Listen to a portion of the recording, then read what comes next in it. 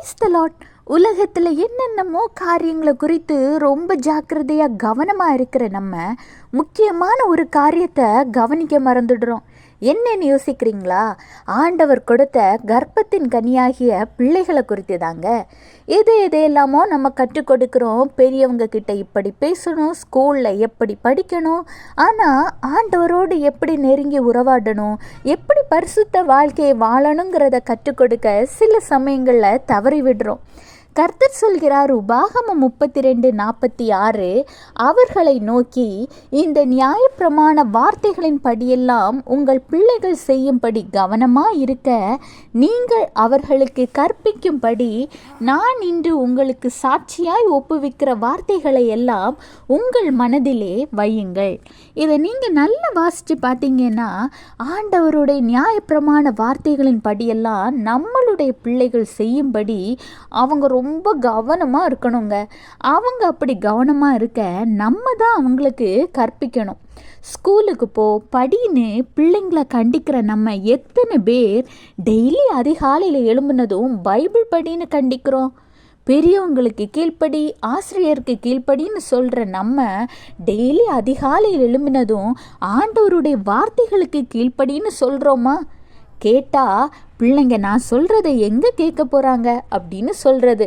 சாக்கு போக்கு சொல்லக்கூடிய காலம் இல்லைங்க இந்த காலம்.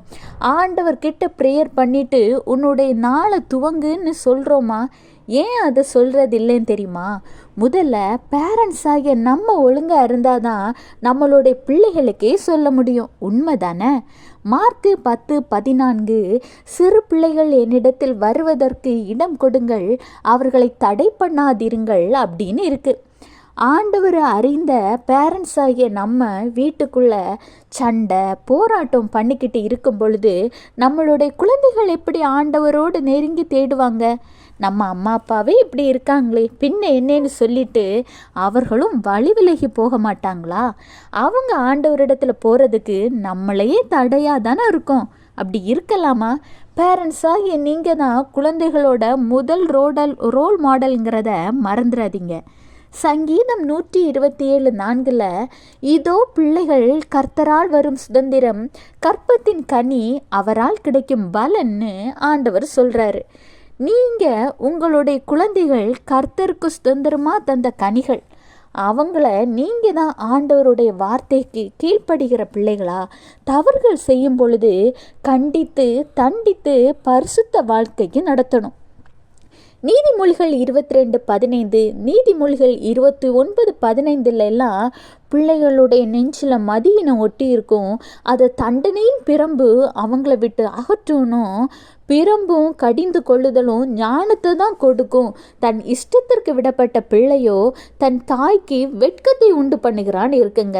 அதனால் உங்கள் பிள்ளைய சரியான வழியில் கடிந்து கொண்டு தண்டித்து நடத்துங்க. குழந்தைகளை கண்டித்து வளர்த்துறதுக்கு தப்பே இல்லை. ஆனால் எல்லாத்துக்குமே ஒரு அளவு உண்டு. எந்த அளவுக்கு கண்டிக்கணும், எந்த தவறுக்கு தண்டிக்கணும் என்பதை அன்பாக சொல்லணும் அப்படிங்கிறத பெற்றோராகிய நாம் அறிந்து கொண்டாலே குழந்தைகளை ஆண்டவருடைய பிள்ளைகளாக பரிசுத்தமான வாழ்க்கையை வாழ வழி நடத்தலாம். முதல்ல அதற்கான ஞானத்தை அறிவை நம்ம ஆண்டவர்கிட்ட கேட்டு பெற்றுக்கொள்ளணுங்க. குழந்தைகள்னாலே சேட்டை பண்ண தான் செய்வாங்க, அடம் பிடிக்க தான் செய்வாங்க. உதாரணமாக ஆதியாகமம் 25:22, அவள் கர்ப்பத்திலே பிள்ளைகள் ஒன்றோடொன்று மோதி கொண்டிருந்தன. அப்பொழுது அவள், இப்படியானால் எனக்கு எப்படி இருக்குமோ என்று சொல்லி கர்த்தரிடத்தில் விசாரிக்கும்படி போனாள். பார்த்தீங்களா? கர்ப்பத்திலே பிள்ளைகள் மோதி கொண்டிருந்திருக்கங்க. அப்படி இருக்கும் பொழுது உலகத்தில் இருக்கிற குழந்தைகள் எவ்வளோ சேட்டை பண்ணுவாங்க. சகோதரர்கள் சகோதரிகள் கூட சண்டை போட தான் செய்வாங்க. ஃப்ரெண்ட்ஸ் கூட சண்டை போட தான் செய்வாங்க. ஆனால் அவங்களுக்கு எது கரெக்டு, எது சரி, எது தவறு என்பதை பேரண்ட்ஸ் ஆகிய நம்ம தானே போதிக்கணும். சில காரியங்களை குறித்து என்ன தான் நம்ம குழந்தைங்களுக்கு சொன்னாலும் நம்மளுடைய டெய்லி ஜெபத்தில் குழந்தைகளுக்காக அதிகமாக ஜெபிக்கணுங்க. நீங்கள் மேல் வசத்தில் பார்த்தீங்களா? கர்ப்பத்தில் குழந்தைகள் மோதி கொண்ட போது கர்த்தரிடத்தில் விசாரிக்கும்படி தான் முதல்ல போயிருக்காங்க. ஆனால் நம்ம பிள்ளைங்க சண்டை போட்டாலே முதல்ல கம்பை எடுக்க தான் போகிறோம். இனி உங்கள் வீட்டில் குழந்தைகளுக்குள்ள சண்டைகள் வந்தாலும் சரி, இல்லை குழந்தைகள் உங்கள் வார்த்தையை குறித்து கீழ்ப்படியாமல் சேட்டை பண்ணாலும் சரிங்க, படிக்கலைனாலும் சரி, முதல் வேலையாக ஆண்டவரிடத்தில் போய் முழங்கால நின்று, ஏசப்பா நீங்கள் தந்த கற்பத்தின் கனிகளை உங்கள் கருத்திலே நான் ஒப்படைக்கிறேன், பிள்ளைகளுக்கு ஞானத்தை கொடுங்க, அறிவை கொடுங்க, பிள்ளைகளாக ஆவிக்குரிய காரியத்தில் வளர்ந்து உங்கள் நாமத்தை மகிமைப்படுத்துகிற பிள்ளைகளாக வளர கிருபை செய்ங்க, பிள்ளைகளை எந்த ஒரு பொல்லாத சத்ருவாகிய சாத்தானும் தொட அனுமதிக்காதீங்கன்னு ப்ரேயர் பண்ணுங்க. அவருடைய இரத்தத்தினால் உங்கள் பிள்ளைகளை கழுவி அவருடைய இரத்த கோட்டைக்குள் உங்கள் பிள்ளைகளை மறைத்து நீங்கள் ப்ரேயர் பண்ணுங்க. இப்படி நீங்கள் ப்ரேயர் பண்ணும் பொழுது உங்கள் வீட்டில் உங்கள் குழந்தைகளுக்குள்ள மாற்றத்தை காண்பீங்க. Have a blessed day. Jesus bless you.